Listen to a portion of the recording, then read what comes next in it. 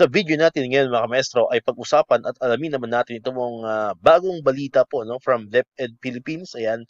So ito pong information pong ibabahagi natin ay mula po mismo sa official Facebook page po no ng DepEd Philippines.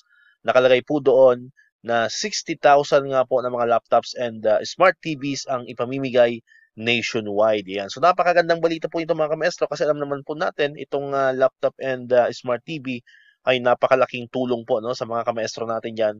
Especially po no pag tayo ay nagde-deliver po ng ating lesson sa ating mga learners, ayan, kumbaga mas maibibigay natin yung best talaga natin sa pagtuturo kapag tayo ay mayroong kompletong gamit, especially po ang smart TVs and itong mga laptops na po mga kamaestro. Kasi nga pag mayroon na po tayong mga equipment na katulad dito, mas mapaghandaan po natin yung mga, although naghahanda naman talaga ang lahat ng mga kamestro natin yan, pero mas mapaghandaan po natin yung bawat lesson natin everyday pag mayroon na po, lalo na pag mayroon tayong smart TV, ano, napaka-smooth na po ng ating lesson niya. Mas nagiging interactive po yung lesson po natin. Alam naman po natin yan, ano po mga kamestro, pagka mayroon silang nakikitang lalo pag malaking screen TV ano sa flat TV ano sa harapan po natin, kumbaga mas ginaganahan yung mga learners po natin na makinig, ano po mga kamaestro, sa ating mga lesson pag mayroong smart TV, ano po, sa harapan po ng classroom. Alright?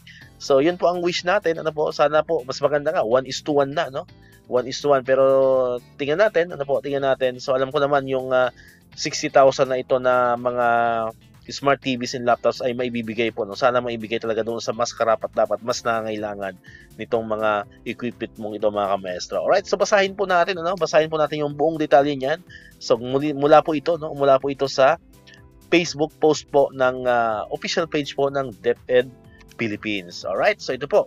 Ayan, nakalagay diyan. Pasig City, ayan, February 14. Ayan, so ngayon pala ito mismo ipinost, ano po? Happy Valentine's, no? Happy Valentine's po sa lahat ng mga kamaestro natin. Happy Valentine's sa buong DepEd family. Ayan.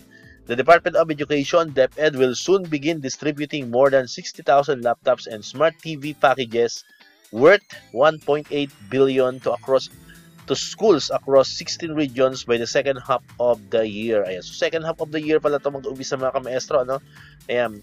The success of early procurement activities, EPA, is a commitment made by President Ferdinand Marcos Jr. during his State of the Nation address, or SONA, to bridge the digital divide.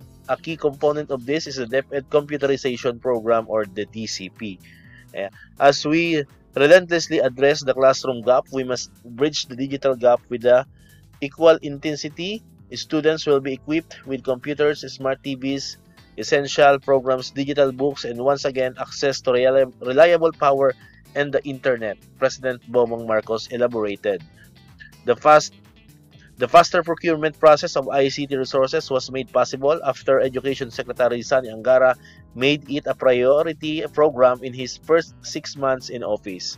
As of February 4, 2025, DepEd has reported the success of EPA for 23,614 smart TVs packages, 33,539 laptops for teachers, 5,328 laptops for non-teaching personnel. Region 4A Calabarzon, Region 6 Western Visayas, and Region 8 Eastern Visayas received the highest allocation for the ICT equipment. The rollout continues despite a 10 billion budget cut that initially hampered DepEd's computerization program, reducing its original target of 800,000 laptops and smart TVs for the year.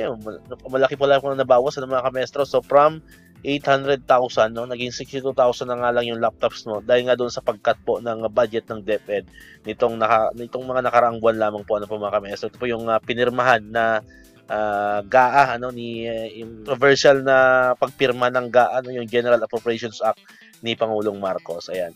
With the backing of President Marcos and his fiscal management team, DepEd is working closely with the Department of Finance to restore funds, ensuring the uninterrupted implementation of its digital initiatives. This year, our computerization programs will continue with the help of President Bongbong and my fellow cabinet members. Our goal is for each school to have an e-cart or roving computer lab that all students can use. Additionally, we are providing various software tools to support our teachers, Secretary Angara said.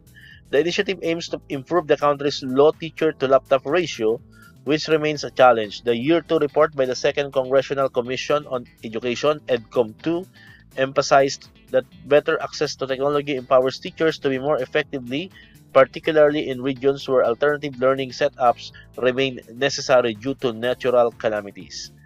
Beyond benefiting teachers, the laptops are expected to enhance students' learning assessments by familiarizing them with online platforms, sharpening their technological navigation skills, and strengthening problem-solving abilities. Ayan. So yan po yung article no, na ipinost nga ng DepEd sa kanila pong DepEd official Facebook page. Ayan. So yun po yung buong detalye ng procurement po no, ng 62,000 laptops and smart TVs to be distributed in the second half of the year. Alright, so dito ko natatapusin itong ating video ngayon mga kamestro. Kung di ka pa nakakapag-subscribe sa ating YouTube channel, click mo na ang subscribe button dyan no, para ikaw yung unang nakapanood ng mga videos na na-upload natin katulad dito, yung mga updates pa rin about sa DepEd, yung mga benefits po ng mga teachers and government employees, and syempre, click mo na rin ang notification bell button para ma-notify ka, always updated ka pag may mga bago tayong uploaded na videos. Sa muli, maraming salamat sa inyong panonood at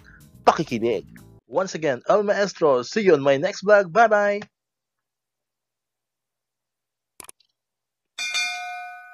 1, 2, 3